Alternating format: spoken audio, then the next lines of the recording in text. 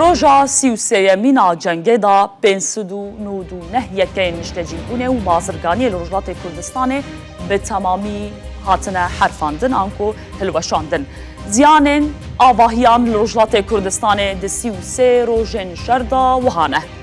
39,101 avahî ziyan dîtine û 599 avahî bi temamî hatine rûxandin. Em ê ji Kirmaşanê dest pê bikin, 13,267 avahî ziyan dîtine û 81 jî hatine rûxandin. Li Sineyê jî 8407 avahî ziyan dîtine û 135 hatine rûxandin. Li Îlamê 6991 avahî ziyan dîtine û 187 avahî hatine rûxandin. Li Urmiyeyê 5961 avahî ziyan dîtine û 84 yeke hatine rûxandin.